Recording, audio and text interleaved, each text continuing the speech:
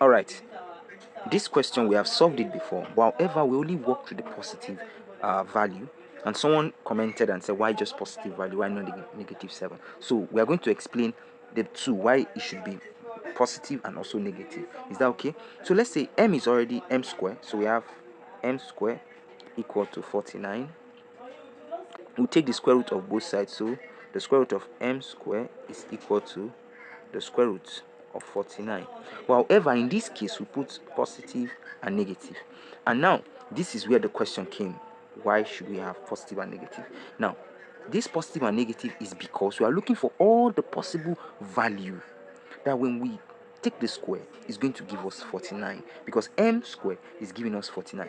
Now let's say something. If we have, let's say 2, if we square 2, it's going to give us 4.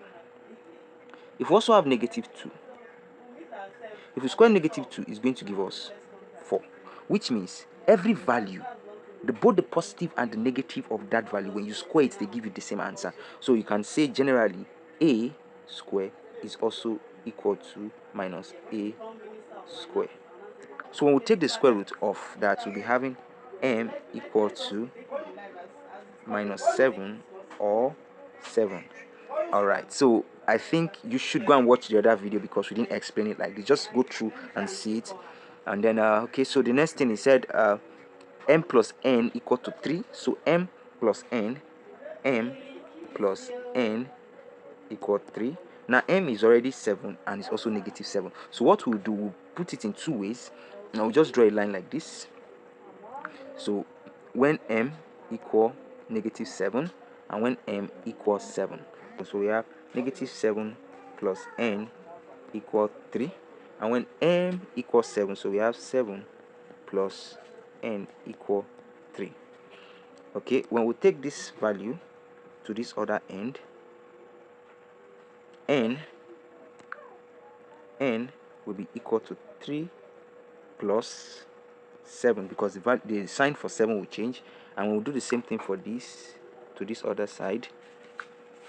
N will be equal to 3 minus 7. So from this side, n will be equal to 10. N is now equal to minus 4. Okay, now we have n, two values for n. Now let's go back up.